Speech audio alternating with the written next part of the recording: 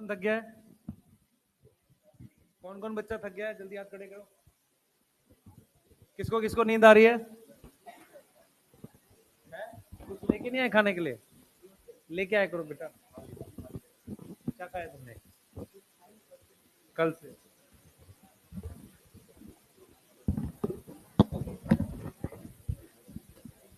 चलो पढ़ते हैं आगे भाई, जल्दी करो।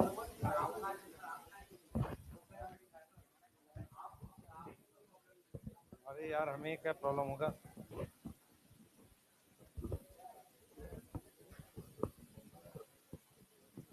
आवाज देखो आ रही है क्या? चले चालू करें? हैं? क्या टेढ़ा हो गया? टेढ़ा कैसे हो गया? अरे ठीक है, बैठे हो यार। हाँ, लास्ट हम लोग जो पढ़ रहे थे उसी को आगे करते हैं।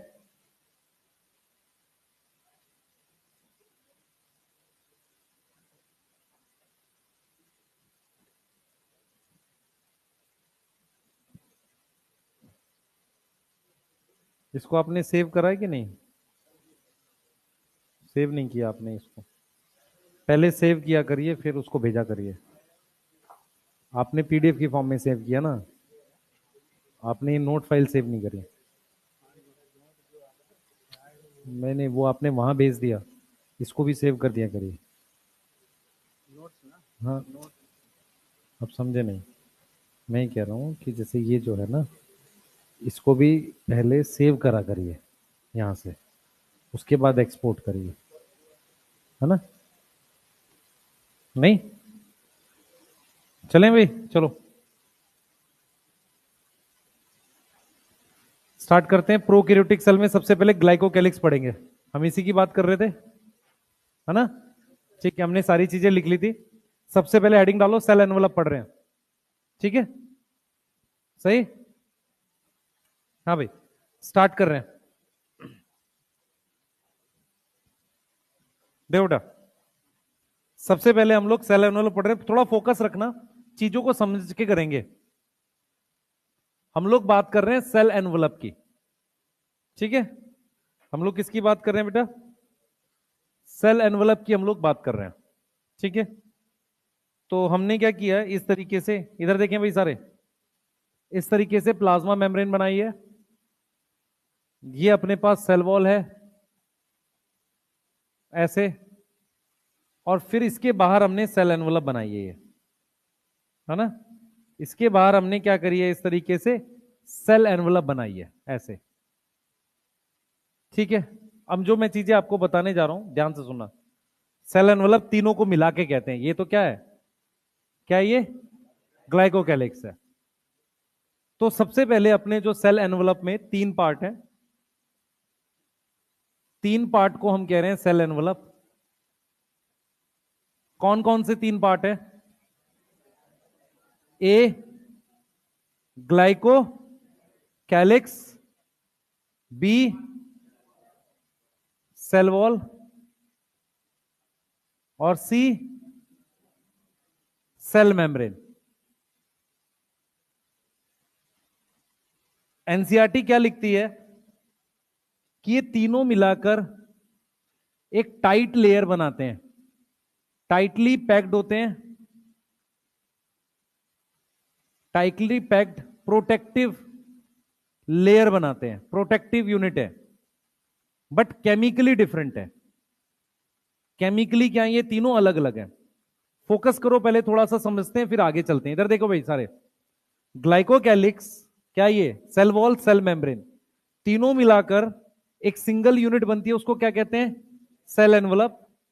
Glycocalyx, cell wall, cell membrane क्या है बेटा? ये तीन अलग अलग चीजें हैं, तीनों केमिकली अलग हैं, पर एक टाइटली, एक यूनिट, टाइट यूनिट बनाते हैं, जो प्रोटेक्शन का काम करती है। यहां तक समझ में आ रहा है? ठीक है, अब सुनना, मैं जो आगे बताऊंगा। हमारे पास सबसे पहले ग्लाइकोकैलिक्स है आउटर। आपको समझना है यहां पर ग्लाइकोकैलिक्स वर्ड का क्या मतलब है। ग्लाइको का मतलब यहां पर है कार्बोहाइड्रेट। ग्लाइको का मतलब क्या है यहां पर? Carbohydrate, yes. और कैलिक्स का मतलब है आउटर। क्या है?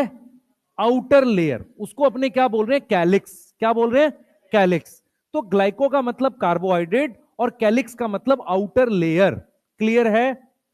जल्दी बताओ। ठीक है, तो ग्लाइको का मतलब कार्बोहाइड्रेट, कैलिक्स का मतलब आउटर। ठीक है, आउटर मतलब जैसे होता है ना कैलिक्स कोरोला, उस तरीके से। अब सुनना ध्यान से, ग्लाइकोकैलिक्स किसकी बनी हुई है? Made up of carbohydrate. किसकी बनी हुई है? कार्बोहाइड्रेट की। यस, ठीक है। और ये दो टाइप की होती है। एक होती है स्लाइम लेयर। कैसी होती है? Slime layer. फोकस करना थोड़ा सा। एक होती है स्लाइम लेयर। मेरी बात सुनो ध्यान से। आप में से कितने लोगों को यह पता है कि अगर कोई प्लांट पानी में होता है तो वो थोड़ा सा चिपचिपा होता है अगर पानी के अंदर होता है? ठीक है, कोई भी ऑर्गेनिज्म पानी के अंदर रहता है उसकी सतह थोड़ी सी चिपचिपी होती है। सही है? ऐसे ही जो मेरे पास ये है बैक्टीरिया है, इसकी जो ग्लाइकोकैलिक्स है, अगर वो लूज है तो थोड़ी सी चिपचिपी होगी, स्लाइमी। तो ये अगर स्लाइम लेयर क्या है बेटा, ये मेरे पास बैक्टीरिया का सेल है, इसके बाहर, इसके बाहर ये मेरे पास थोड़ी सी चिपचिपी सी है ऐसी, इस तरीके से लूज है और स्लाइमी है ना? कैसी है स्लाइम लेयर? लूज और स्लाइमी है। कैसी है? लूज और स्लाइमी है। यस, ठीक है। यस, ठीक है। और ये चिपक जाती है थोड़ा सा, कैसा होता है? स्टिकी। स्टिकी मतलब चिपक जाती है। दूसरा मेरे पास क्या होता है? कैप्सूल। कैसा होता है? कैप्सूल। अब देखो, कैप्सूल वर्ड का मतलब होता है कवर। हार्ड कवर को हम क्या बोलते हैं? कैप्सूल बोलते हैं। तो यहां पर जो ग्लाइकोकैलिक्स है, यहां जो ग्लाइकोकैलिक्स है वो थोड़ी सी मोटी होगी और हार्ड होगी। थोड़ी सी मोटी होगी और क्या होगी? हार्ड होगी। तो इसको अपने लिख सकते हैं, कैप्सूल कैसा है? थिक है। थिक है और साथ में क्या है? टफ है। ठीक है, और क्या है साथ में? टफ है। ठीक है।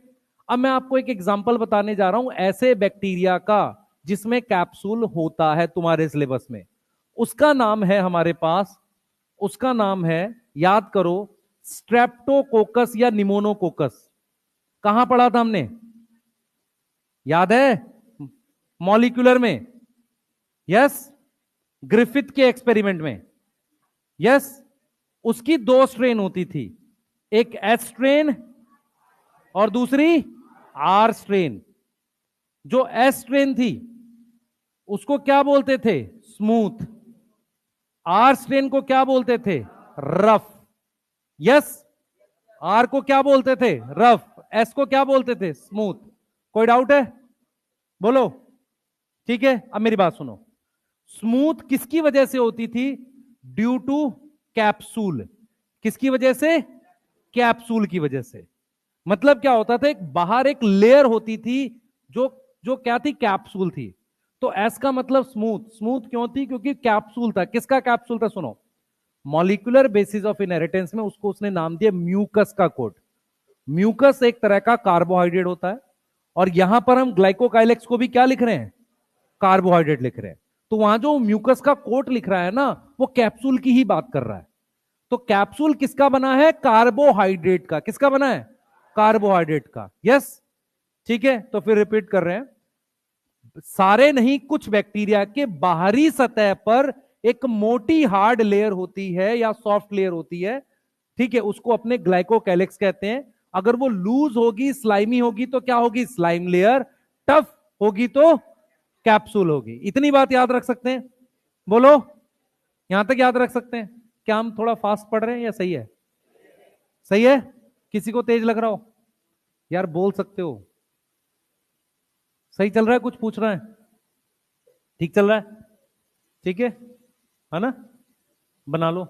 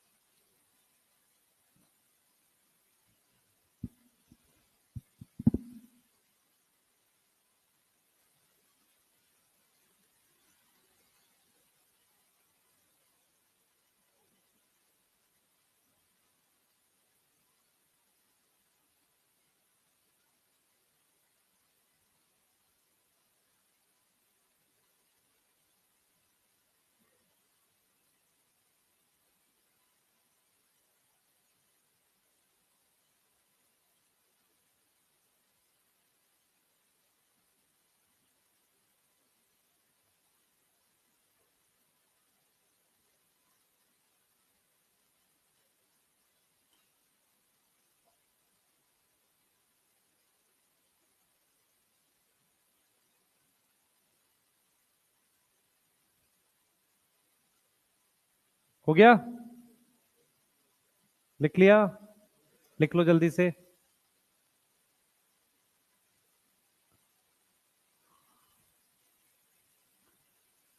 किसी को ऐसा तो नहीं लगता जेनेटिक्स पहले पढ़ा देनी चाहिए? नहीं, वो गलत अप्रोच है। होता क्या है, जेनेटिक्स मेन चैप्टर्स में आता तो है, लेकिन ऐसा नहीं ना पूरा पेपर जेनेटिक्स से आता है ना? ठीक है, हम अगर ऐसा बोलें कि ये इंपॉर्टेंट है तो क्या कोई पार्ट छोड़ सकते हैं? नहीं। तो एक सीक्वेंस में ही पढ़ना चाहिए ताकि हम अलग अलग तरह की टेस्ट सीरीज अटेम्प्ट कर सकें। अगर हम खिचड़ी बना देंगे सिलेबस की, कुछ आगे कुछ पीछे, तो आप टेस्ट नहीं दे पाओगे। समझ पा रहे हो? तो एक सीक्वेंस फॉलो करना है।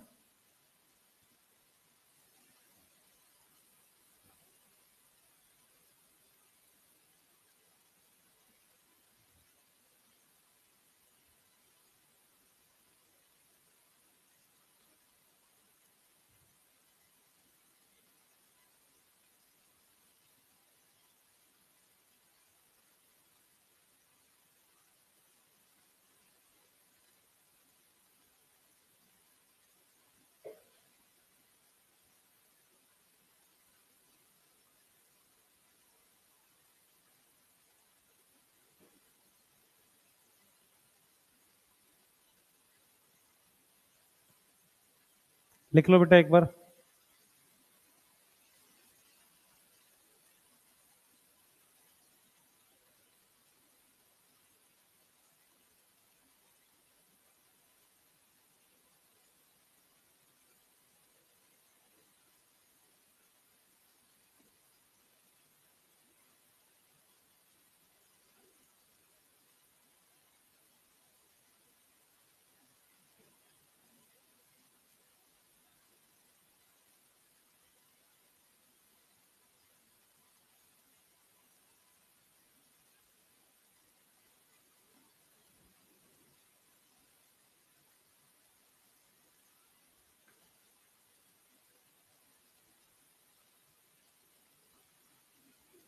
लिख लिया?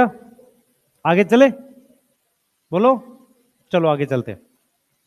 इसके बाद दूसरी लेयर कौन सी है? हाँ भाई, सेल वॉल। दूसरी लेयर कौन सी है? सेल वॉल है।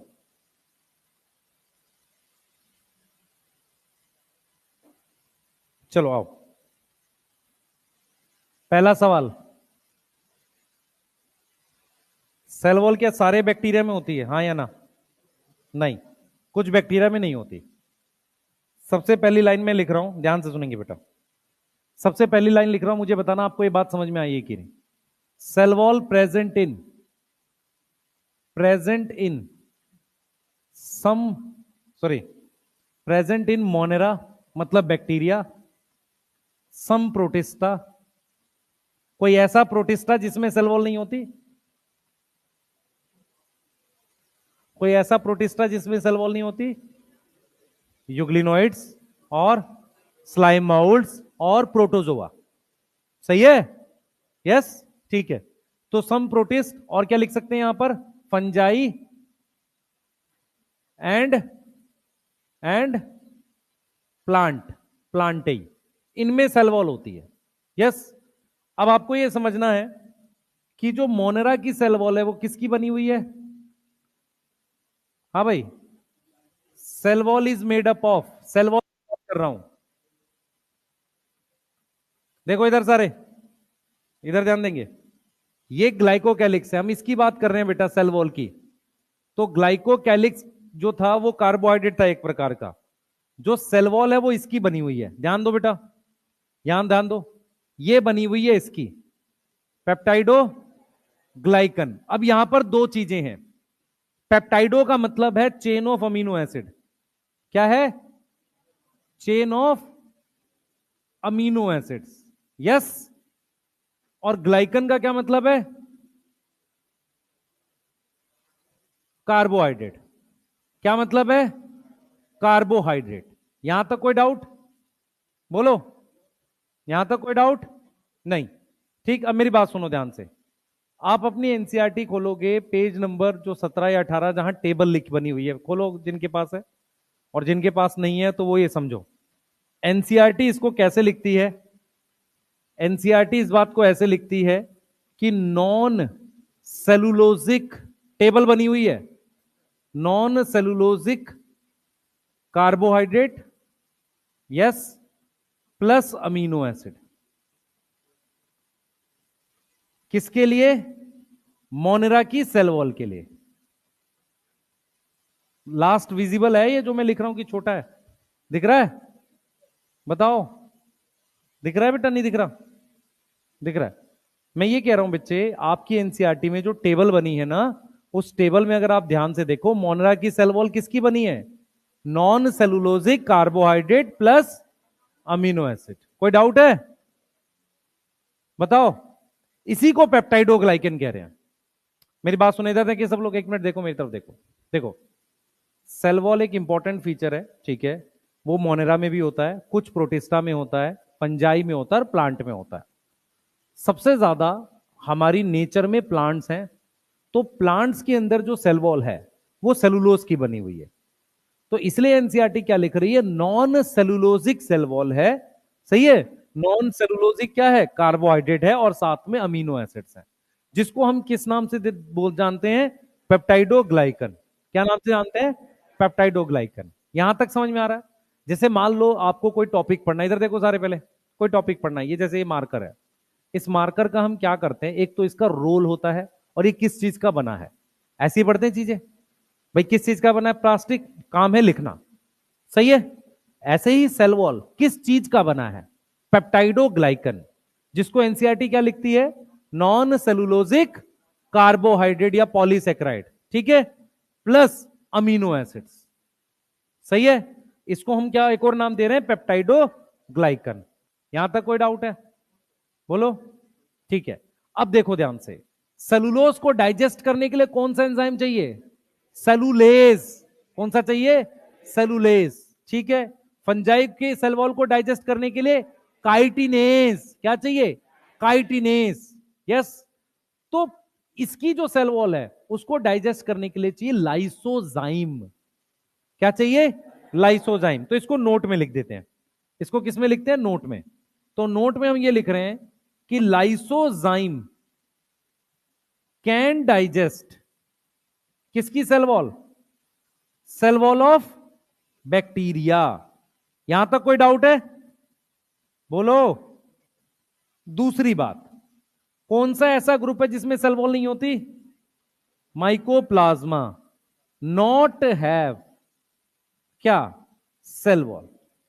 माइकोप्लाज्मा में कोई सेल वॉल नहीं होती। ये दो बातें याद रहेंगी? बोलो। ये क्वेश्चन आया हुआ नीट में।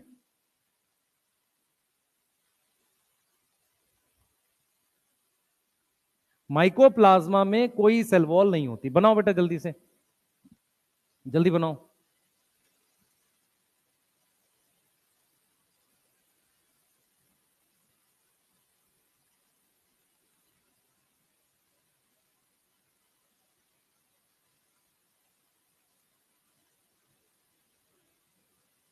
जल्दी जल्दी फास्ट।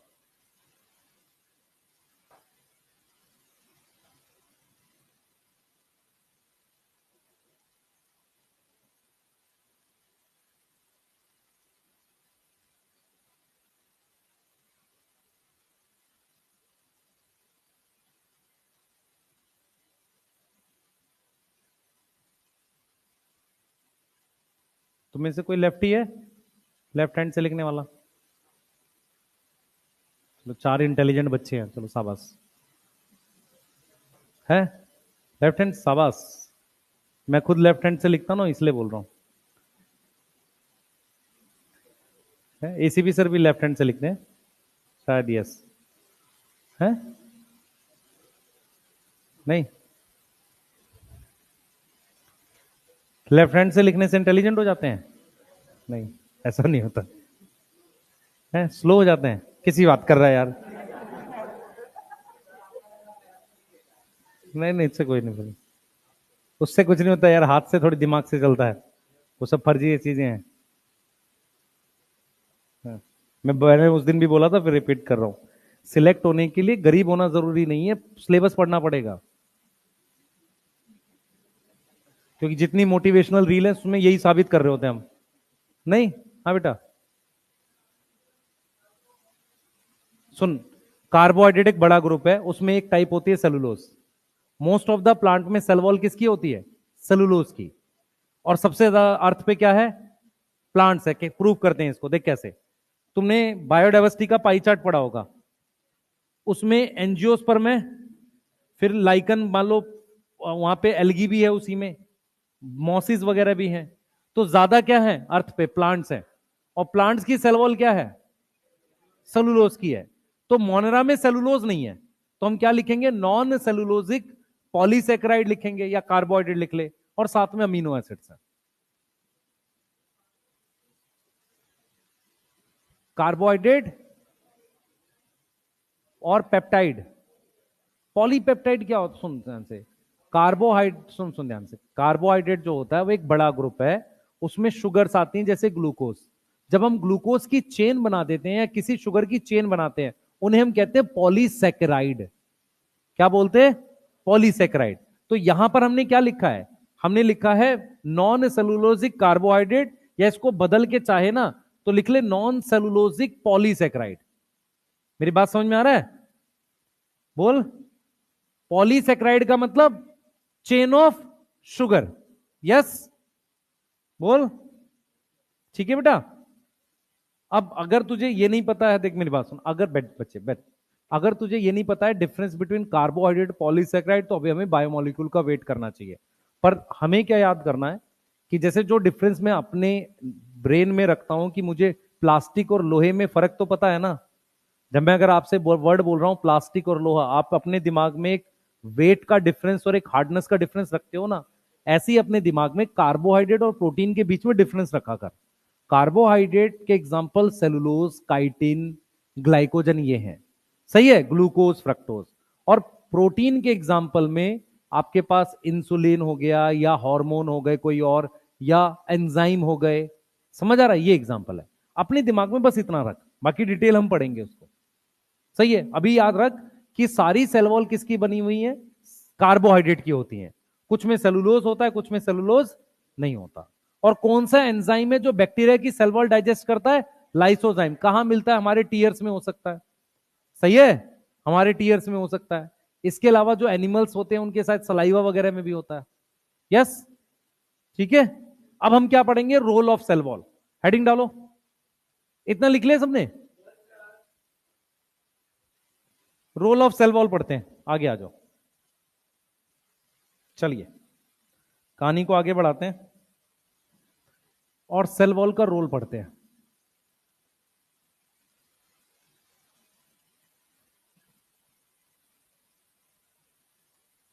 अब फोकस करेंगे आप मेरी तरफ पूरा पूरा।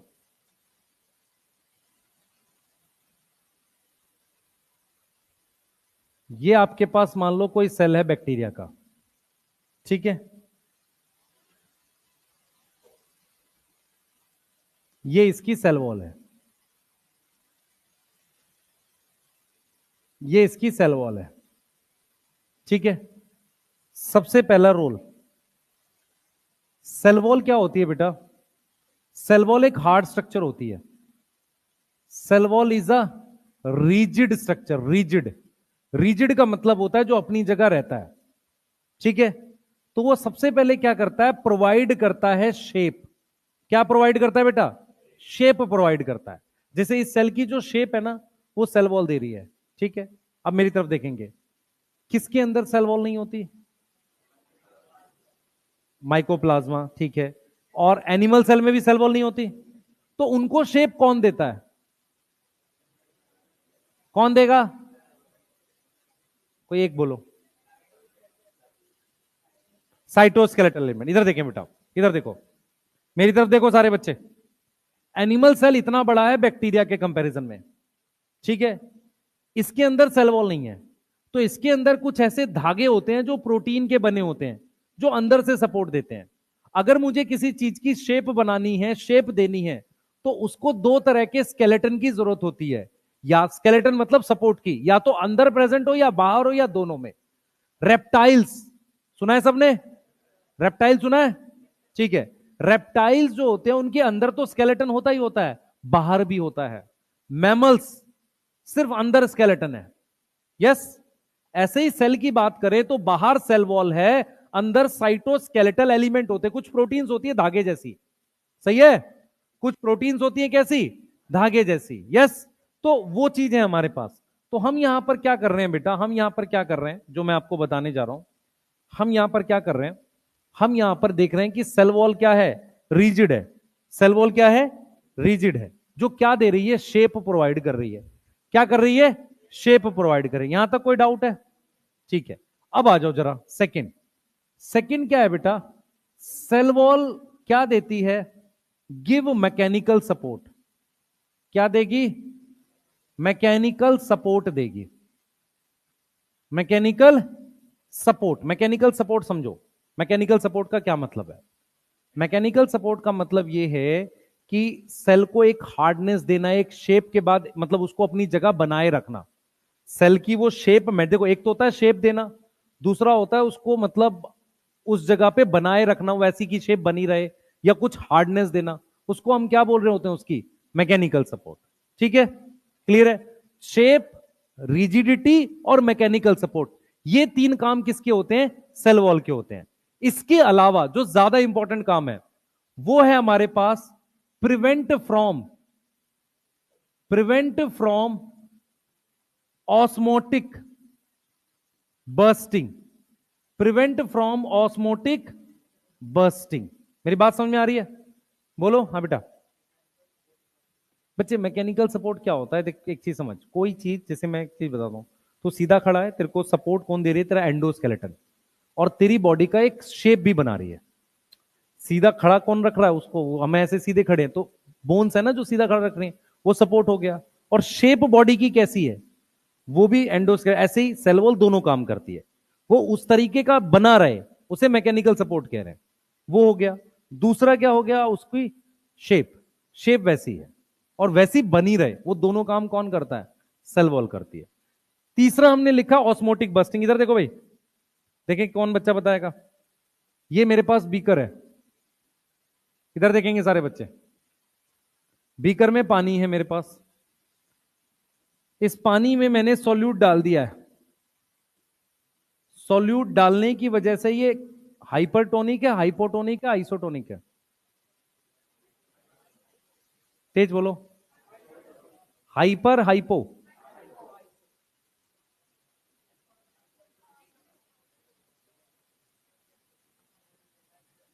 बेटा हाइपर हाइपो कंपैरेटिव टर्म होती है, यहां तो कुछ है ही नहीं, सही है। ये मार्कर बड़ा है, उसके सामने कुछ छोटा तो होना चाहिए, तो हाइपर हाइपो अकेले नहीं होता, सही है, किसी चीज के कंपैरिजन में होता है। पानी की डायरेक्शन क्या है पहले ये बताओ, अगर हाइपर हाइपो में बात करें तो डायरेक्शन ऑफ वाटर, अगर नॉर्मल बात करें तो पानी की डायरेक्शन क्या है, जहां सॉल्ट कम है या जहां सॉल्ट ज्यादा है, जहां सॉल्ट कम है, हाइपोटोनिक से हाइपरटोनिक की तरफ, जहां सॉल्ट ज्यादा है उस तरफ पानी जाता है, यहां लेस। एक मिनट रुको, मैं लिख रहा हूं सॉल्यूट, सॉल्यूट का मतलब सॉल्ट और चीनी दोनों होता है, तो हम यहां पर लिख रहे हैं लेस सॉल्यूट से क्या, मोर सॉल्यूट तक। इसको अपने ने क्या नाम दे दिया, क्या नाम दे दिया, हाइपो से हाइपरटोनिक। कोई डाउट, हाइपो से हाइपरटोनिक ये हमने बोल दिया, क्लियर है, क्लियर है। तो ये डायरेक्शन ऑफ वाटर है। अब इधर देखेंगे, ये डायरेक्शन ऑफ वाटर है। अब मैंने क्या लिया, ये सेल ले लिया बैक्टीरिया का, ध्यान दो बेटा, ये बैक्टीरिया का सेल ले लिया, इसके बाद हमने ये सेल वॉल लगा दी, चलिए लगा देते हैं।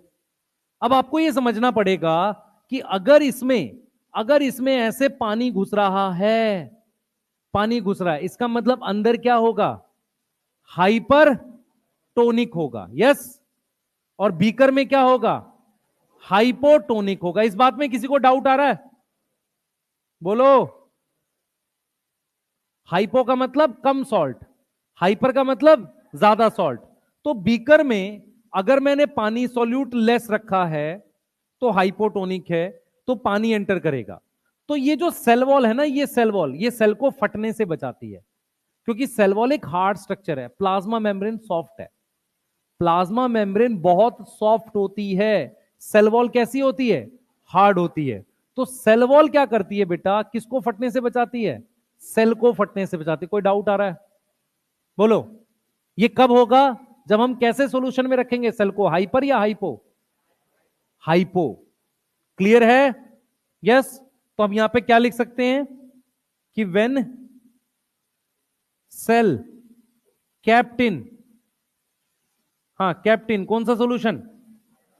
हाइपोटोनिक। सेल वॉल क्या करेगी?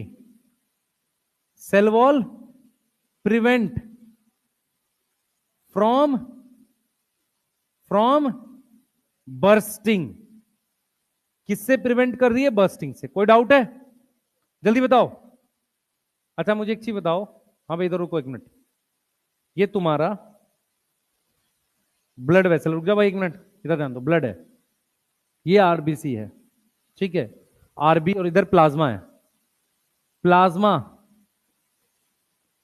के कंपैरिजन में आरबीसी के अंदर हाइपोटोनिक होता है या हाइपर होता है? जल्दी बताओ। हाइपो होता है। और हाइपर होता है। आइसोटोनिक कर दें? शेप चेंज नहीं होती ना आरबीसी की, तो आइसोटोनिक होगा ना? नहीं होगा? किसी को समझ आई है मैं क्या पूछ रहा हूं? नहीं समझ आई। मैं ये कह रहा हूं कि अगर ब्लड में कोई भी सेल है जिसकी शेप बदल नहीं रही, ना वो फूल रहा है ना सिकुड़ रहा है, ये तभी पॉसिबल है जब सेल के अंदर जो सॉल्यूट की कंसंट्रेशन है और बाहर जो कंसंट्रेशन है वो सेम है। तभी पॉसिबल है ना? सही है। इसीलिए देखो एक लॉजिक बताता हूं। इसीलिए जब ये फिल्टर होके आता है यहां पर ये जो फिल्टर होके यहां आता है बोमेन स्पेस में, इसमें प्लाज्मा है, इसमें भी वही चीज आ रही है, ये और ये आइसोटोनिक होता है। यस, समझ आया? फिर जब ये यहां से नीचे जाता है ना, जैसे ये वाली चीज नीचे जाती है, किस में जा रही है? वो आउटर कॉर्टेक्स होता है, क्या होता है? मेडुला होता है, कॉर्टेक्स होता है। जब मेडुला में जाती है तब बदलता है। आप एनसीईआरटी का कभी डायग्राम देखोगे ना, तो उसमें ऊपर 300 ही लिखा है सब जगह। देखा है किसी ने किडनी वाला डायग्राम? मैं क्या बात कर रहा हूं, ऊपर से तो नहीं जा रही है? हैं? एक्सक्रीशन में। तो आपको यह समझना पड़ेगा, पानी तब तक मूव नहीं करता है जब तक कंसंट्रेशन डिफरेंस ना हो। यस, कंसंट्रेशन डिफरेंस ना हो। और कंसंट्रेशन डिफरेंस आप कैसे बना सकते हो? वो बनाना पड़ेगा। अगर बन जाता है तो फिर पानी मूव करता है। जैसे अगर मान लो मैंने यहां फिल्टर कर लिया, यहां फिल्टर कर लेते हैं, अब यहां से मुझे इसको अगर रीएब्जॉर्ब करवाना है, मुझे क्या कराना है? रीएब्जॉर्ब कराना है, तो मुझे वहां सॉल्ट बढ़ाना पड़ेगा। तो पहले सॉल्ट मूव करते, पानी उसके पीछे जाता है। ऐसे ही होता ना किडनी में? नहीं होता? पानी का एक्टिव एब्जॉर्प्शन हो सकता है, यस और नो? नहीं हो सकता। पानी को कैसे करते हैं? पहले सॉल्ट जाता है, पानी उसके पीछे जाता है। आप सॉल्ट मूव, मेरी बात सुनो ध्यान से बेटा, पानी एक ऐसी चीज है जिसको आप फोर्सफुली ऐसे मूव नहीं कर सकते। आपको क्या करना पड़ेगा? किसी तरह का दबाव बनाना पड़ेगा। दबाव कैसे बनाओगे? अगर पानी दो तरफ है, एक इधर है एक इधर है, यहां सॉल्यूट बढ़ा दोगे तो पानी इसकी तरफ जाता है। तो किडनी में बोमेंस कैप्सूल के बाद जब पानी ऐसे नीचे उतर रहा है, फिल्ट्रेट नीचे उतर रहा है, उसमें से नमक ले जाकर इधर ले जाओगे, तभी तो पानी मूव करेगा। नहीं तो ये है तो आइसोटोनिक, दोनों मूव क्यों करेगा? समझ आ रही है मैं क्या बोल रहा हूं? मैं सिर्फ आपके दिमाग में हाइपर हाइपो सेट कर रहा हूं बस, और आपको यह समझाने की कोशिश कर रहा हूं क्योंकि बैक्टीरिया ऐसे ऐसे मीडियम में होता है जो ब्लड नहीं है। हमारी बॉडी के अंदर ज्यादातर सेल्स ऐसे मीडियम में है जो उसके लिए आइसोटोनिक है, लेकिन बैक्टीरिया को बाहर एनवायरमेंट में रहना है, तो वहां पर उसको अलग अलग कंडीशन मिलेगी। तो उसको क्या करना है? एक हार्ड सेल वॉल रखनी है ताकि वो सेल उसका फटे नहीं। समझ आ रहा है? और सेल किस कंडीशन में फट जाएगा? हाइपोटोनिक कंडीशन में। क्लियर है? इसीलिए जब माइक्रोस्कोप में स्लाइड पे आरबीसी देखते हैं तो उसको ऐसे सॉल्यूशन में रखते हैं जो आइसोटोनिक हो। सही है? मान लो आप लैब में गए, डॉक्टर बन गए, आपको कहा गया आरबीसी की स्लाइड बनाओ, और आपसे कहा गया कि आरबीसी की स्लाइड में जो बफर डालोगे उसका क्या पीएच होगा, तो आपका आंसर होना चाहिए जो ब्लड का पीएच है। सही है ना? उसी पीएच पे रख पाओगे ना? नहीं? किसी को समझ आई नहीं आई? नहीं तो वो फट जाएगा, या तो सेल फट जाएगा या सिकुड़ जाएगा। क्लियर है? ठीक है, क्लियर, ठीक है। तो इस पे बात करेंगे फिर से, अभी इसको साइड रखते हैं। पर आपको ये समझ में आ रहा है ये फटने से बचा रहा है सेल को? यस, ठीक है, नोट कर लो एक बार। कोई कुछ पूछना चाह रहा हो? किसको किसको नींद आ रही है फिर से? बताओ जल्दी, कोई जिसको नींद आ रही हो। कोई भी नहीं है?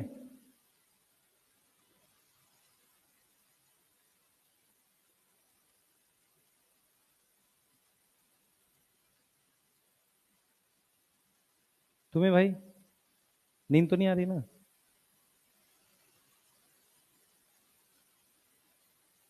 तो मार्कर उड़ता हुआ आ सकता है ऐसे, नहीं रॉकेट की तरीके से है?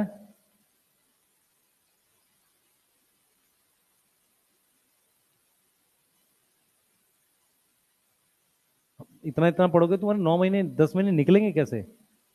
ऐसा कुछ ना हो कि बिना पढ़े सिलेक्शन हो जाए, कोई दवाई आती हो ऐसी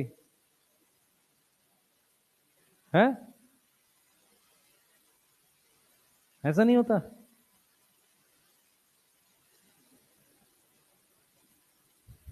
और मान लो बिना पढ़े पहुंच गए, फिर वहां कैसे पास हो गए? ये भी तो कहानी है? वहां नहीं पास हो गए भाई, वहां नहीं होते पास। है।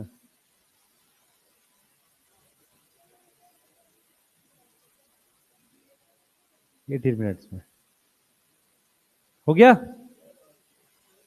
फिर चला गए? कहाँ जा रहे हैं? अच्छा, शट डाउन हो रहा था ये? हाँ, बाहर हाइपो है, अंदर हाइपर है, तो पानी एंटर करेगा ना। तो हाइपर का मतलब ज्यादा सोल्यूट हो गया ना। हाइपो का मतलब हाइपर, हाइपर हो जाते हैं, गुस्सा आता है। हाइपर मतलब ज्यादा। तो ज्यादा क्या है, पानी या सोल्यूट? सोल्यूट, क्योंकि टोनिक वर्ड किसके लिए होता है? सोल्यूट के लिए। तो जहां सोल्यूट ज्यादा है, इसका मतलब पानी कम है। तो पानी उधर जाएगा ना जहां कम है। पानी किधर जाएगा? जिधर पानी कम है। हाइपरटोनिक का मतलब ज्यादा सोल्यूट। हाइपर ज्यादा, टोनिक सोल्यूट, हाइपो कम। ठीक है, पूछ बेटा। है? फिर ये क्या हो क्या रही है? अच्छा,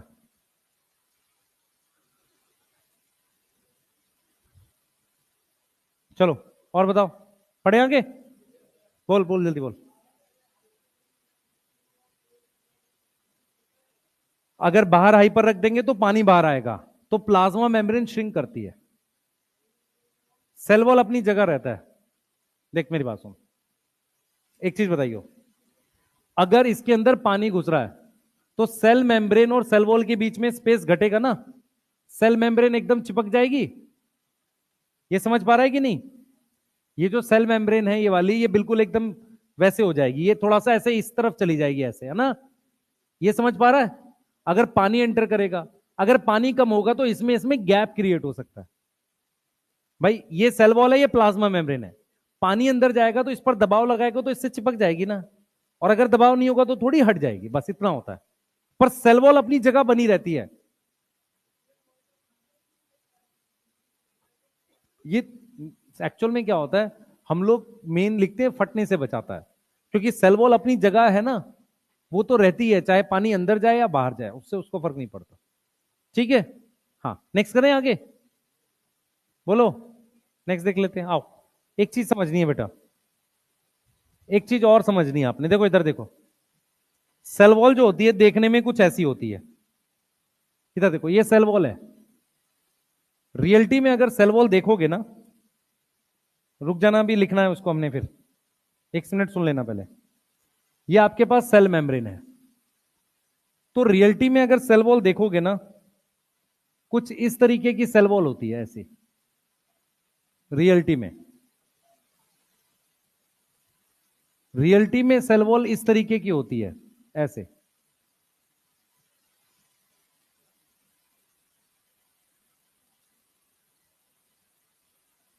ये समझ में आ रहा है? बोलो, ये समझ में आ रहा है? मतलब रियलिटी में सेल वॉल क्या होता है, उसके बीच में गैप होते हैं। हार्ड तो होती है, गैप होता है, उससे क्या होता है, अगर कोई छोटी चीज है, ये मान लो इससे भी छोटी है कोई, वो आसानी से सेल वॉल पार कर जाती है। लेकिन अगर कोई बड़ी चीज है, अगर कोई बड़ी चीज है, वो सेल वॉल पार कर नहीं पाती। मान लो कोई बड़ी चीज है, ये सेल वॉल पार नहीं कर पाती। मेरा कहने का मतलब ये है कि कोई छोटी चीज जो है, ये सेल वॉल पार करके अंदर जा सकती है। देखो, ये आसानी से सेल वॉल पार कर जाएगी। ये देखो, ये सेल वॉल पार करते हुए अंदर इसके कांटेक्ट में आ जाएगी और फिर अंदर चली जाएगी। लेकिन बड़ी चीज को ये रोक लेता है, सेल वॉल। सही है? तो अगर मैं आपसे कहूं कि सेल वॉल किसकी एंट्री रोकेगा, माइक्रो या मैक्रो मॉलिक्यूल? Macro molecule. एक रोल ये भी ऐड कर सकते हैं। तो जो सेल वॉल होती है ना बेटा, सेल वॉल जो होती है वो किसकी एंट्री रोकती है? Cell wall prevent prevent entry of micro molecule. Yes या मैक्रो? Macro, macro molecule. मान लो ये बैक्टीरिया है, ये एक ऑर्गेनिज्म भी तो है, तो इसको बाहर से क्या क्या लेना होगा? अगर ये हेट्रोट्रॉफिक है तो ग्लूकोज लेना होगा, अमीनो एसिड लेने होंगे, विटामिन लेने होंगे। अगर मान लो मैं आपको एक क्वेश्चन दे दूं, मैं आपको एक क्वेश्चन दे दूं कि which of the following not enter into bacterial cell. उसमें मैंने एक ऑप्शन दिया आपको ग्लूकोज, एक ऑप्शन दिया है स्टार्च, एक ऑप्शन दिया है मैंने मान लो अमीनो एसिड, और एक ऑप्शन मैंने लिख दिया आयंस। क्या आएगा आंसर? स्टार्च। बड़ा मॉलिक्यूल कौन है? स्टार्च। अब मेरी बात सुनो, सुनना ध्यान से भाई, इधर देखो सारे, पहले रुक जाओ, लिखो नहीं। बैक्टीरिया का मोस्ट कॉमन न्यूट्रिशन सेप्रोफिटिक। पहले समझो मेरी बात। बैक्टीरिया कौन से ज्यादा होते हैं, ऑटोट्रॉफिक हेट्रोट्रॉफिक? हेट्रोट्रॉफिक ज्यादा होते हैं। अब हेट्रोट्रॉफिक का मतलब है वो सारी चीजें बाहर से लेगा। अगर उसे बाहर से चीज लेनी है तो स्टार्च जैसी चीज को उसको बाहर ही तोड़ना पड़ेगा, बाहर तोड़ के ग्लूकोज में कन्वर्ट करेगा, तब वो अंदर आएगी। समझ पा रहे हो मैं क्या बोल रहा हूं? तो अगर कोई कोई सेल किसी चीज को बाहर तोड़ता है तो कौन सा न्यूट्रिशन हो गया? सैप्रोफिटिक। समझ आ रहा है मैं क्या बोल रहा हूं? हम पढ़ते भी तो हैं कि बैक्टीरिया का मेन न्यूट्रिशन हेट्रोट्रॉफ है और उसमें भी सैप्रोफिटिक मेन है। अब लॉजिकली समझ पा रहे हो? क्योंकि छोटी चीज अंदर एंटर कर जाएगी, बड़ी चीज एंटर नहीं करेगी, तो एंजाइम को कहां रिलीज करना पड़ेगा? बाहर। सही है? अगर एंजाइम बाहर रिलीज करेंगे तो कौन सा न्यूट्रिशन हो गया? सैप्रोफिटिक। कोई प्रॉब्लम? बताओ, समझ आ रहा है? सही है? ठीक है, बनाते हैं एक बार। लॉजिक समझ में आया? अच्छा, अगर हम चीज बाहर डाइजेस्ट कर रहे हैं तो क्या बोलेंगे? Extra cellular digestion, intra cellular? Extra cellular. हमारे अंदर कौन सा होता है? एक्स्ट्रा होता है। तुम्हारे अंदर ह्यूमन, तुम्हारे एलिमेंट्री कैनाल है, ये एलिमेंट्री कैनाल है। एंजाइम यहां रिलीज होते हैं ना, डाइजेस्ट होके फिर एब्जॉर्ब होता है। एक्स्ट्रा हुआ इंट्रा हुआ? एक्स्ट्रा हुआ। Better extra intra? Extra. Extra better है ना? खुद मैं बताता हूं, लॉजिकली बताता हूं कैसे। पूरी चीज खा ली, फिर खाने के बाद वेस्ट बाहर फेंक रहे हैं, या चीज को बाहर ही डाइजेस्ट करें, सिर्फ काम की चीज अंदर जाए। एक्स्ट्रा सेलुलर यही है ना कि काम की चीज सेल के अंदर जाए। तो बेटर कौन सा हुआ? एक्स्ट्रा। सही है? अमीबा क्या करता है? इंट्रा। अमीबा क्या करता है? इंट्रा सेलुलर करता है। सही है? पर अगर किसी को, ध्यान से सुनो, इधर देखो, पहले 2 मिनट रुक जाएगा, लिखते रहते दिन भर बैठ के, सुन तो लिया करो। मैं लॉजिकल चीजें पढ़ा रहा हूं ताकि आपकी कुछ कॉन्सेप्ट बने। अमीबा है, वो इंट्रा क्यों कर पाता है? क्योंकि वो लार्ज साइज के किसी फूड पार्टिकल को प्लाज्मा मेम्ब्रेन की मदद से अंदर ले जाता है, जिसे फूड वैक्यूल कहते हैं। अगर किसी को इंट्रासेलुलर डाइजेशन करना है सेल को, तो उसको क्या करना पड़ेगा? फूड वैक्यूल बनाना पड़ेगा। हमारी बॉडी का कोई ऐसा सेल है जो ये काम करता है? मैक्रोफाज। तो क्या मैक्रोफाज फूड वैक्यूल बनाता होगा? हां बिल्कुल बनाता होगा। समझ आ रहा है? इसीलिए मैक्रोफाज को खाना पकड़ने के लिए अमीबॉइड मूवमेंट होती है। समझ पा रहे हो? सही है। अगर इसके बाहर सेल वॉल होती तो क्या इतनी बड़ी चीज को ये पकड़ पाता? नहीं पकड़ पाता, क्योंकि वो बाउंड्रीज बना देता। सही है। तो जैसे अमीबा खाता है ना, इस तरीके के से खाने के लिए जिसमें कोई बड़ी चीज को अंदर ले जाके डाइजेस्ट करे, सेल वॉल बाहर रहेगी तो पॉसिबल नहीं है। क्योंकि सेल वॉल क्या करेगा? बड़ी चीज को उसके कांटेक्ट में आने ही नहीं देगा। किसके? प्लाज्मा मेम्ब्रेन के। ये लॉजिकली समझ आ रहा है? अरे बोलो, ये चीज समझ में आ रहा है? ठीक है। अमीबॉइड मूवमेंट का मतलब है सूडोपोडिया की मदद से किसी चीज की तरफ जाना। ऐसा अमीबा भी करता है और हमारी बॉडी के कुछ सेल्स भी करते हैं जो मैक्रोफाज हैं, जो जो जो निगल के खाते हैं। यस, सही है। वो बड़ी चीज को अंदर डाइजेशन करते हैं। तो डाइजेशन कौन सा हो गया? इंट्रासेलुलर। और सेल के अंदर डाइजेस्ट करने के लिए मुझे कौन सी ऑर्गेनल चाहिए? लाइसोसोम्स। ठीक है, बोलो। तो अगर मैं आपसे कहूं कि कौन से सेल में लाइसोसोम ज्यादा होगा आपकी बॉडी में, तो वो कौन सा डाइजेशन कर रहे होंगे? इंट्रासेलुलर सेल की बात कर रहा हूं। और ऐसे सेल कौन से हैं आपके? न्यूट्रोफिल, मोनोसाइट, इन्हें कहते हो ना मैक्रोफाज। कुछ याद है? नहीं है? ठीक है, सही जा रहे हैं हम। ठीक है, नोट करो जल्दी से, जल्दी जल्दी नोट करो। आप थक गए भाई? कौन कौन सुबह का रखा है? कोई सुबह भी आया है? अच्छा है। बेटा फूड वैक्यूल क्या होता है? जैसे मान ले तेरे पास ये अमीबा है, ये बड़ी सी चीज है। इसको जब अमीबा अपने अंदर ले जाएगा तो क्या करेगा? इस ये जो प्लाज्मा मेम्ब्रेन है ना, इसको चारों तरफ घुमा लेगा इस फूड के। तो ये फूड अंदर चला गया इसकी मदद से, तो ये क्या बन गया? एक वैक्यूल बन गया। इसे कहते हैं फूड वैक्यूल। और इसको डाइजेस्ट कौन करता है? लाइसोसोम। लाइसोसोम, लाइसोजाइम नहीं। लाइसोजाइम एंजाइम है, लाइसोसोम ऑर्गेनल है। यस, ठीक है। हाँ बेटा, तेज बोल। कहां गया? कौन पूछ रहा है? हाँ बोल। लाइसोजाइम क्या होता है? बैक्टीरिया की सेल वॉल तोड़ने के लिए होता है। सैप्रोफिटिक का मतलब, मेरी बात सुन, सैप्रोफिटिक का मतलब है कि बाहर एंजाइम रिलीज करके चीज को डाइजेस्ट करेंगे। तो मुझे एक चीज बता, मैं स्टार्च डाइजेस्ट कर सकता है? बैक्टीरिया कर सकता है। बाहर एंजाइम तो कौन सा एंजाइम रिलीज करेगा? अमाइलेज कर देगा। सही है। बैक्टीरिया मोस्ट ऑफ द चीजें डाइजेस्ट कर सकता है, उसके लिए एंजाइम होते हैं उसके पास। और वो उसको कहां रिलीज करता है? मीडियम में। ठीक है, बोलो। ठीक है, एंजाइम के नाम नहीं करने हमें, बैक्टीरिया जो रिलीज करता है। चलिए आगे करेंगे। ये हो गया सेल वॉल। ठीक है।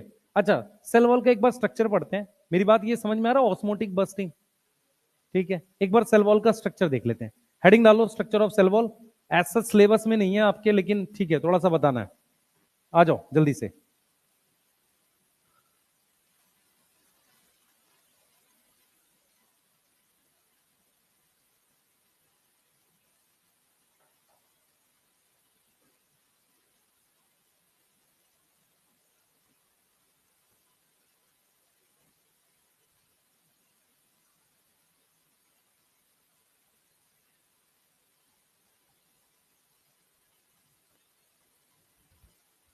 चलिए देखते हैं।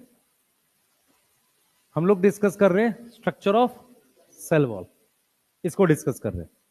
ठीक है, अब देखो, हम लोग जब स्ट्रक्चर ऑफ सेल वॉल की बात करेंगे तो सबसे पहले सब बच्चे ये देखेंगे, हमारे पास इस तरीके की एक शुगर होती है ऐसे, उसको हमने नाम दे दिया है ग्लूकोज।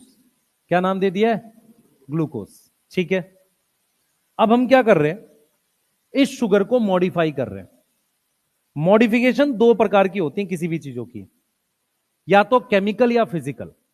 मान लो ये मार्कर है, इसकी शेप चेंज कर दूं, फिजिकल। इस पर केमिकली कोई ग्रुप जोड़ दूं तो क्या आएगा? केमिकल। कोई डाउट है इस बात में? तो यहां हमने कौन सी मॉडिफिकेशन करी है? केमिकल। कौन सी करी है? केमिकल। तो जब अपने केमिकल मॉडिफिकेशन इसमें कर देंगे तो ग्लूकोज एक अलग शुगर में कन्वर्ट हो जाता है। उस शुगर का नाम मान लो नैग है। क्या नाम है उसका? नैग। अब नैग की फुल फॉर्म बता रहे हैं, क्या लिखेंगे? N acetyl glucosamine. क्या लिखेंगे? एन एसिटाइल ग्लूकोजमीन लिख दिया। हमने इसको फिर मॉडिफाई किया और किस में कन्वर्ट किया? नैम में। किस में कन्वर्ट किया? नैम में। नैम हमने यहां लिख दिया नैम। नैम की फुल फॉर्म है एन एसिटाइल म्यूरामिनिक एसिड। क्या हमें इनकी फुल फॉर्म करनी है? करना चाहो कर लो, लेकिन आने के बहुत कम चांसेस हैं। मुझे सिर्फ आपको एक बात समझानी है कि ग्लूकोज, ध्यान देंगे सारे बच्चे, ग्लूकोज जो है मेरे पास, ग्लूकोज जो है, ग्लूकोज की मॉडिफिकेशन करनी है केमिकल, नैग बनेगा। और नैग की मॉडिफिकेशन करनी है तो क्या बनेगा?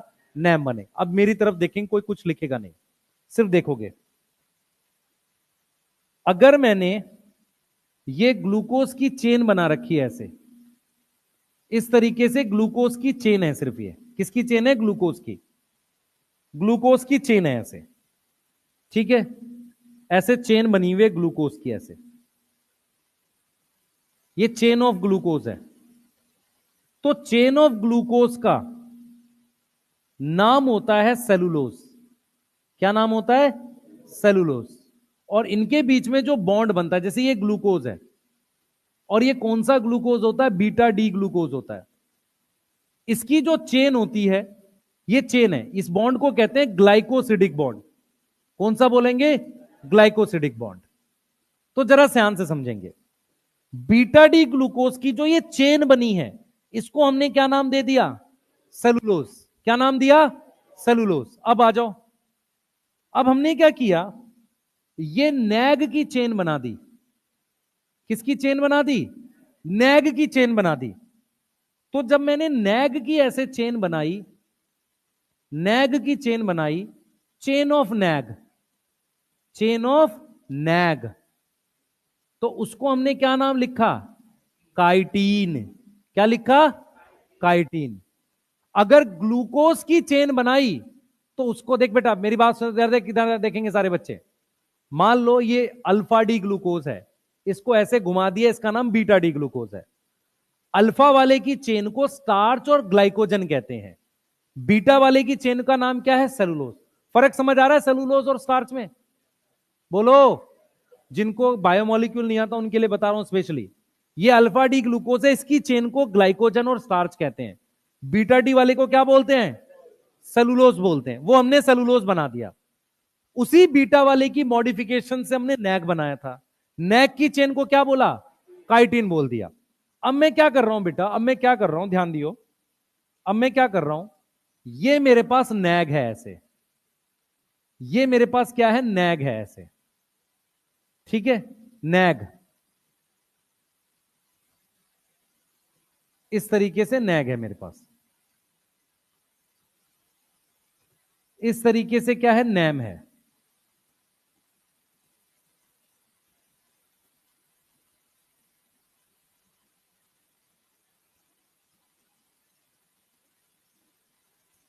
सबको दिख रहा है? नैग नैम अल्टरनेट लगे हुए हैं। बोलो बेटा, दिख रहा है? अब देखो, मैंने इसको जोड़ दिया, नैग नैम को आपस में जोड़ दिया ऐसे, इस तरीके से जोड़ दिया। कौन सी लिंकेज है? ये भी ग्लाइकोसिडिक है। कौन सी लिंकेज है? ग्लाइकोसिडिक है। सबको दिख रहा है? नैग और नैम मैंने जोड़ रखा अल्टरनेट। सबको दिख रहा है? बोलो बेटा, क्लियर है ना? अब देखो, इसमें जो नैम है, ये मैंने अच्छा येलो कलर का बनाना था, कलर चेंज कर देते हैं।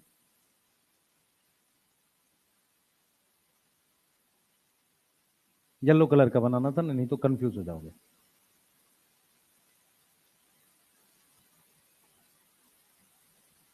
ठीक है, अब देखो, जो मेरे पास नैम है ना, उस नैम पर अमीनो एसिड जुड़े हुए हैं ऐसे।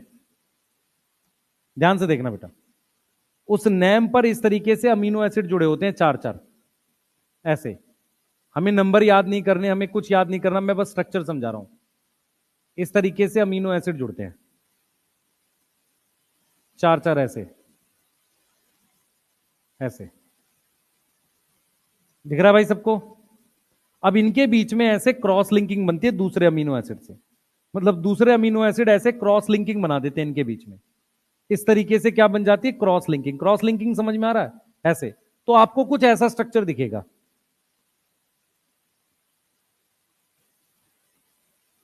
ऐसे सेल वॉल बनती है बैक्टीरिया की, जिसमें इस तरीके से क्रॉस लिंकिंग बन गई है ऐसे करके। तो आपको ये ऐसा स्ट्रक्चर दिखेगा। ये दिख रहा है? ये आपका पेप्टाइडोग्लाइकन है। तो पेप्टाइडोग्लाइकन क्या है? बैक्टीरिया की सेल वॉल में होता है। तो आप देखो, मैं चार अलग अलग चीजें, तीन अलग अलग चीजें बता रहा हूं। सबसे पहले ये, फिर ये, और फिर ये किसका स्ट्रक्चर है? सेलुलोज का। सेलुलोज किसका पॉलीमर है? बीटा डी ग्लूकोज का। कोई डाउट है इस बात में? नैक के पॉलीमर को क्या बोलते हैं? काइटिन। ठीक है, ग्लूकोज से ही नैक बनता है। पॉलीमर समझ में आता है? चेन। नैक और नैम को अल्टरनेट लगा दें, देख रहे हो? नैग नैम, नैग नैम, और नैम में क्या लगा रखे हैं? 4 अमीनो एसिड, फिर उनको क्रॉस कर दिया। ये स्ट्रक्चर किसका बन गया? पेप्टाइडोग्लाइकन। देखो, ये वाली चेन ये ग्लाइकन है, यस, और ये अमीनो एसिड की चेन को क्या कह रहे हैं? Peptide, peptidoglycan. तो ये किसकी सेल वॉल हो गई? बैक्टीरिया की। ये किसकी हो गई? फंजाई की। ये किसकी हो गई? प्लांट की। तो प्लांट की सेल वॉल में जो सेलुलोज है किसका बना है? Beta D glucose. इसमें नैग का, इसमें नैग और नैम। किसको नहीं आया? पूछ लो भाई। नैग और नैम रिपीट करके लगा रहे हैं। बॉन्ड कौन सा? ग्लाइकोसिडिक ही है, यस। दो शुगर के बीच में बॉन्ड कौन सा होता है? ग्लाइकोसिडिक। क्लियर है? यस, ठीक है। ये जो क्रॉस लिंकिंग है ना, ये वाली जो क्रॉस लिंकिंग है, ये वाली जो क्रॉस लिंकिंग है ऐसे, इस क्रॉस लिंकिंग को कौन नहीं होने देता? पेनिसिलिन। नोट में लिख रहे हैं, पेनिसिलिन क्या प्रिवेंट करता है? Prevent cross linking. क्या प्रिवेंट करता है? Cross linking. कोई डाउट है? यस और नो? समझ आ रहा है? अब मैं कुछ सवाल पूछूंगा, मुझे बताना। प्लांट, फंजाई और बैक्टीरिया, क्या तीनों की सेल वॉल उसकी पॉलीसेक्राइड या कार्बोहाइड्रेट की बनी हुई है? ट्रू, सही है। फर्क कहां पर है? प्लांट की सेल वॉल में सेलुलोज है, फंजाई में काइटिन है, बैक्टीरिया में पेप्टाइडोग्लाइकन है। काइटिन और सेलुलोज होमोपॉलीमर है। होमो मतलब सेम चीज रिपीट हो रही है। पेप्टाइडोग्लाइकन में अलग अलग चीज रिपीट हो रही है, हेट्रोपॉलीमर है। ये वाला क्वेश्चन समझ में आ रहा है? बायोमोलिक्यूल से जोड़ रहे हैं। सेलुलोज होमोपॉलीमर है, सेम चीज रिपीट हो रही है। काइटिन होमोपॉलीमर है, किसको हेट्रो बोल रहे हैं? पेप्टाइडोग्लाइकन। सही है, बनाओ।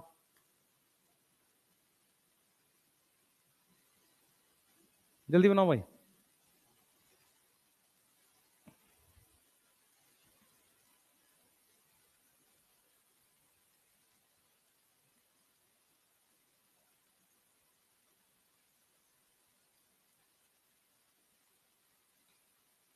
जल्दी कर लो बेटा।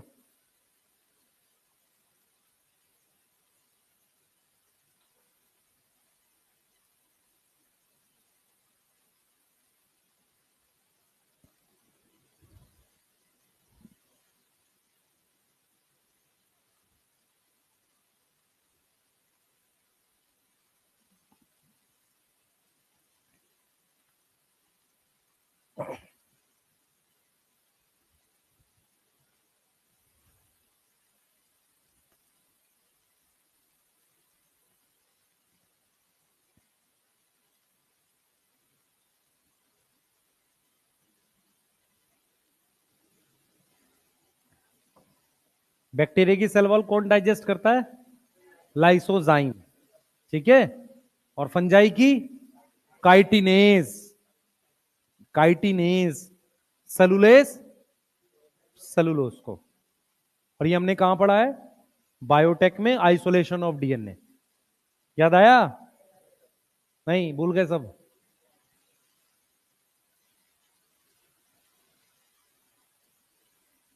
नहीं याद आ रहा है?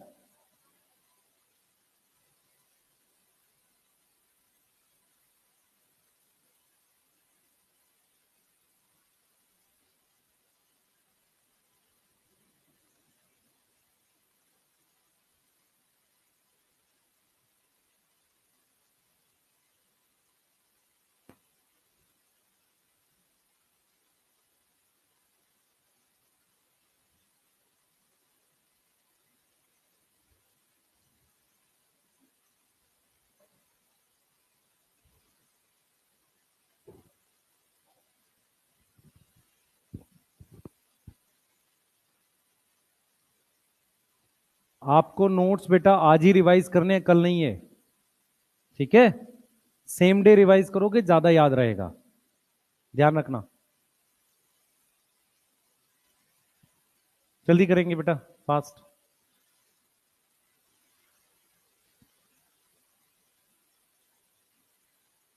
जल्दी जल्दी फास्ट।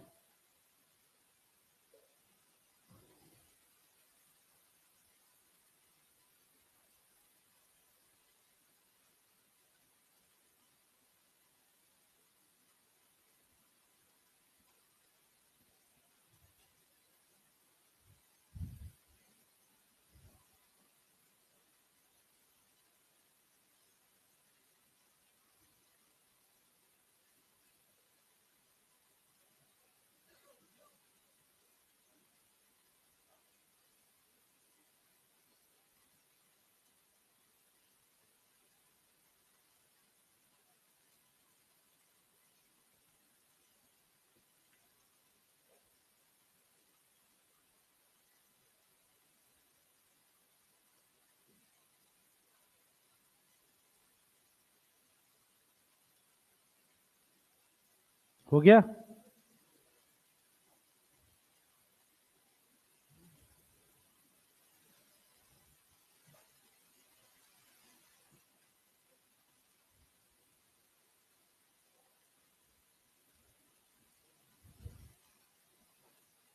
कुछ पॉइंट्स लिखवाने हैं मुझे, अगर लिख लिया हो तो आगे बताऊं। लिख लो बेटा सब लोग जो लिख रहे हैं।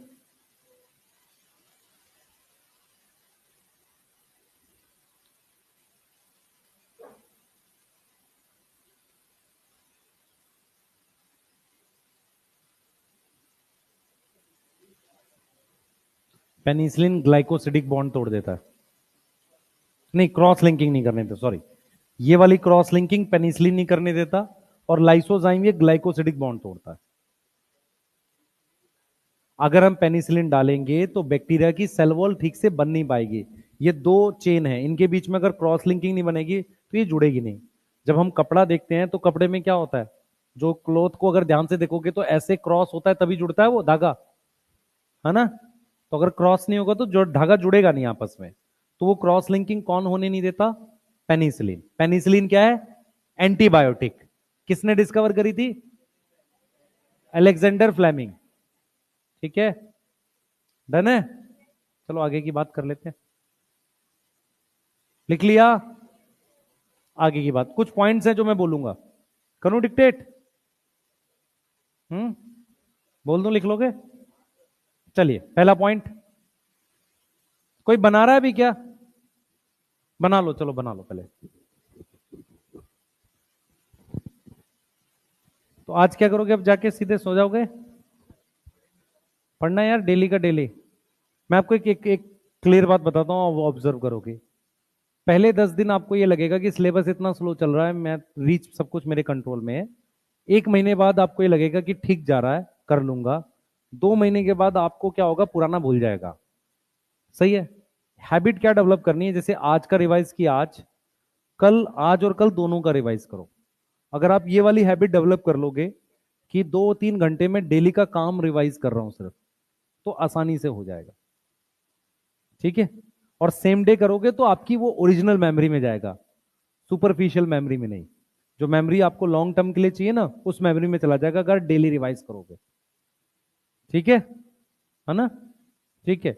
और बायो को कैसे करना, अगर डेली रिवाइज करोगे तो याद नहीं करनी पड़ेगी, तो उससे टाइम बचेगा, तो फिजिक्स केमिस्ट्री कर पाओगे। क्लियर है ना? नहीं तो फंस जाओगे बेटा, बायो का नोट्स रिवाइज करने में जो बच्चे कहते हैं ना कि पूरे चैप्टर रिवाइज करने में 8 घंटा लग जाता है सर, वो वही होते हैं जो डेली रिवाइज नहीं कर रहे थे।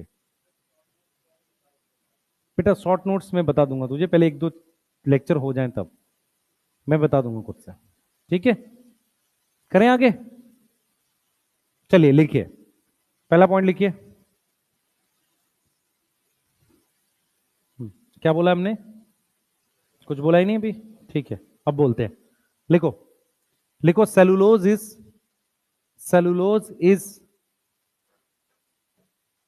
Is polymer of beta D glucose, polymer of beta D glucose. Cellulose किसका पॉलीमर है? बीटा डी ग्लूकोज का। नेक्स्ट लिखो, next chitin, chitin, chitin is polymer of nag, chitin CHITIN, chitin बोलते हो तुम, chitin is polymer of nag. कौन कौन chitin बोलता है? हाँ स्कूल में ही पढ़ाया था हमें, ठीक है सही है। Chitin is polymer of nag.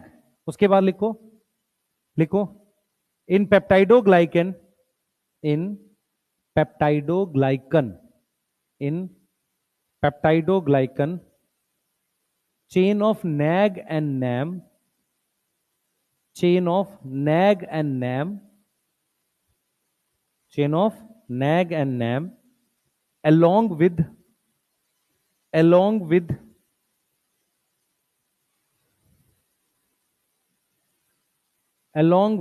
amino acid, along with amino acid present, ठीक है? उसके बाद लिखो penicillin antibiotic, penicillin antibiotic prevent cross linking, penicillin antibiotic prevent cross linking, not effective against mycoplasma, क्योंकि उसमें तो सेल वॉल ही नहीं होती। Not effective against mycoplasma. एक सवाल मैं आपसे पूछूंगा, मुझे आंसर बताना हो। कौन से बैक्टीरिया में सेल वॉल नहीं होती? माइकोप्लाज्मा। कोई ऐसा प्लांट सेल होता है जिसमें सेल वॉल नहीं होती?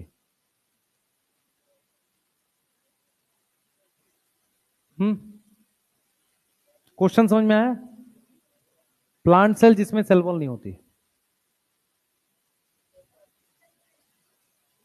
ट्रैकीड्स में सेल मेम्ब्रेन नहीं होती, डेड होता है वो, डेड है ना, उसकी तो सेल वॉल बल्कि थिक है। क्यों? क्योंकि लिग्निन की है। कोई और को बताओ, क्वेश्चन समझ में आया? कोई ऐसा प्लांट सेल होता है जिसमें सेल वॉल नहीं होती? अगर होता है तो एग्जांपल कंपेनियन सेल, और उसमें नहीं, वेसल्स में तो सेल वॉल है बेटा, सेकेंडरी सेल वॉल है ना लिग्निन की, लिग्निफाइड। बताओ भाई, पैरेन्काइमा में थिन सेल वॉल है, मेरिस्मेटिक सेल में भी सेल वॉल होती है थिन।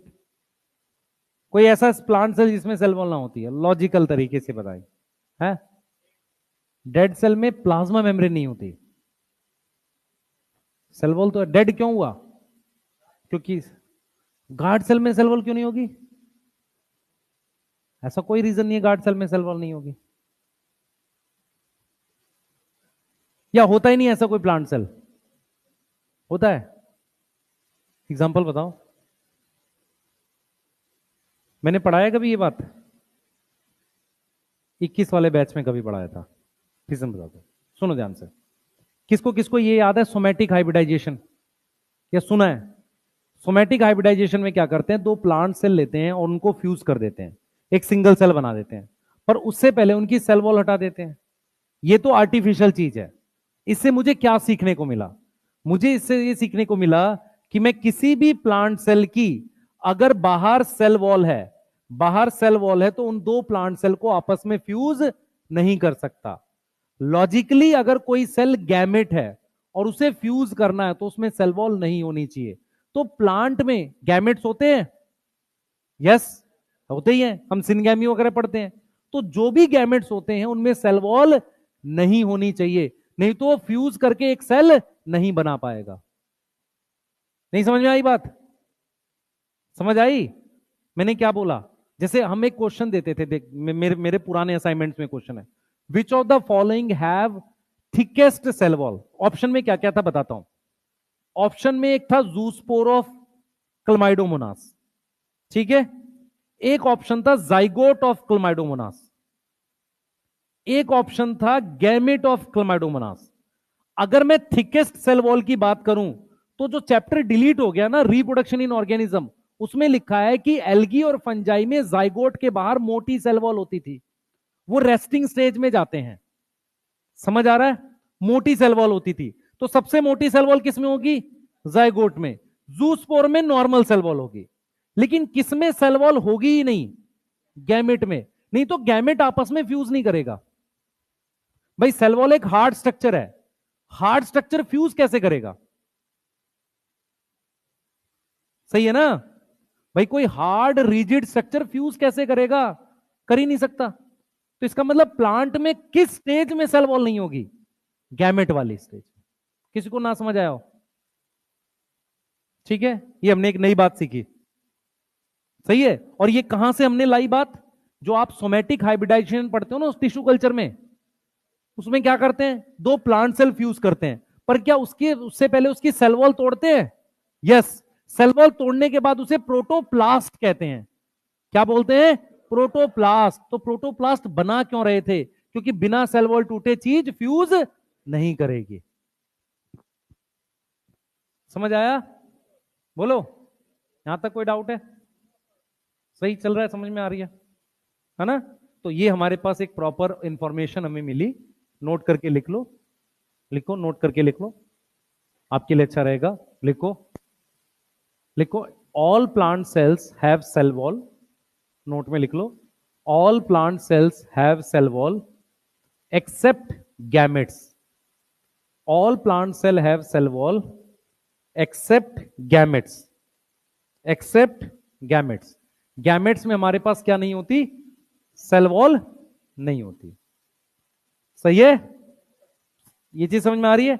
एंड प्रोटोप्लास्ट भी लिख लो। प्रोटोप्लास्ट आर्टिफिशियल चीज है, लेकिन प्रोटोप्लास्ट, प्रोटो बेटा, प्रोटोप्लास्ट, यस, है ना? ठीक है। हाँ भाई, एक बार हेडिंग डाल लेते हैं, gram positive gram negative bacteria. Heading डाल लो।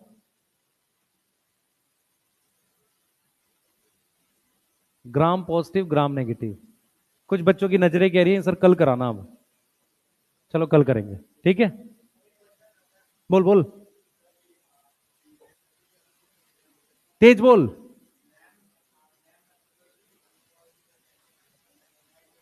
नहीं, नैम पर अमीनो एसिड लगे हैं और ये वाले भी अमीनो एसिड की चेन होते हैं, ठीक है। नैक पे नहीं होता, पर ये पूछेगा नहीं कभी, ये स्ट्रक्चर नहीं आएगा भाई। नैग नैम का आज तक नहीं आया। अगले साल मैं पढ़ाना भी बंद कर दूंगा ये टॉपिक, ठीक है। एक्चुअल में कई बार क्या होता है, हमें ऐसा, रुक जाओ ना यार, तुरंत बंद कर दी कॉपी किताब, ताला मार दिया आदों ने तो, है दोबारा खोलनी ना पड़ जाए। नहीं, सुनो ध्यान से, क्या होता है बायो में, कई बार क्या होता है जब हमें चीजें आसान लग रही होती हैं तो कोई मुश्किल चीज दिखती है तो हमें ऐसा लगता है इसी से आएगा पेपर, पेपर एनसीईआरटी से आएगा। इस बात से कोई फर्क नहीं पड़ता कि अगर मैं आपको मुश्किल पढ़ा दूं तो उससे आप पढ़ के टॉप करोगे। पेपर आसानी आता है, चीजें रिलेट करना जरूरी है, ठीक है। इतना जो हमने पढ़ा उसमें से ये नैग नैम से नहीं आएगा। यहां पर आपको होमोपॉलीमर हेट्रोपॉलीमर वाली बात पता होनी चाहिए, थोड़ा बायोमोलिक्यूल से लिंक, बस। क्लियर है? अरे बोलो, कोई डाउट? ठीक है, तो कल मिल रहे हैं, यहीं तक रोकते हैं। ग्राम पॉजिटिव ग्राम नेगेटिव से कल कैरी करेंगे इसको, और कल प्रोकैरियोटिक सेल कंप्लीट कर लेंगे और उसके बाद यूकैरियोटिक का चालू कर लेंगे, ठीक है। अभी 3 दिन तो यस, फिर सारी चीजें मतलब बना देंगे। पूछो, और कुछ पूछना चाह रहा है कोई? है? यस, बीटा 1,4 होती है, मर्जी है, छोड़ दे। नैग नैम की देख, लिंकेज वाला क्वेश्चन तेरा बायो से नहीं आएगा, केमिस्ट्री से आएगा, तो उसमें स्टार्च और सेलुलोज की ही आएगी क्वेश्चन, और नहीं आएगी, ठीक है। बेटा कल की क्लास से आपको वो डोपा और वो चीजें शुरू कर देंगे शायद, पता नहीं, अभी कंफर्म नहीं है। पर फिजिक्स के लिए नहीं शायद, बायो के लिए हो सकता है। ठीक है, बायो में इतना इश्यू नहीं होता है। हाँ, फिजिक्स के लिए नहीं शायद।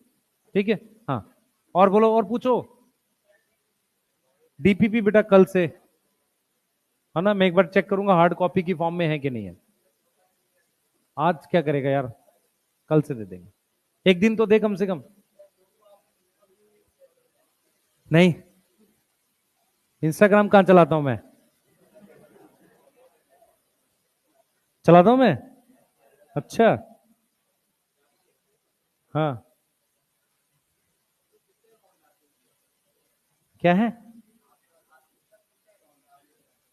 अरे मेरा एक ही अकाउंट होगा यार, मैं नहीं चलाता, किसी को दिया हुआ है, वो चलाता है। तुझे क्या लग रहा है इतना टाइम है हमारे पास।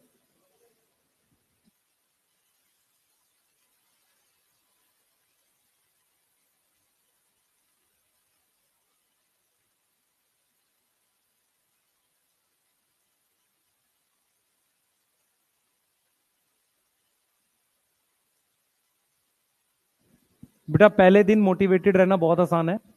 ठीक है, असली आपको पता चलेगी 3 महीने के बाद। 3 महीने को में आपको आइडिया लगने लग जाएगा अपनी स्पीड का, अपने उसका। और जो बच्चे लास्ट में जाके बोलते हैं ना 1 महीने में कि सर मेरे मार्क्स नहीं इंप्रूव हो रहे, 1 महीने 2 महीने में ही अपनी प्रॉब्लम समझने लगना। सही है, कि मेरे इस सब्जेक्ट की प्रॉब्लम है तो मुझे उस पर काम करना है। उसको अगर छोड़ के भागोगे तो नहीं चलेगा। आपकी फिजिक्स वीक है तो आप फिजिक्स अटेम्प्ट नहीं कर रहे, ये गलत है। जो वीक है उसको ज्यादा मेहनत करो। क्लियर। बेटा सिलेक्शन से ज्यादा इंपॉर्टेंट है आप इंप्रूव करो। अगर इंप्रूव करोगे तभी सिलेक्ट होगे।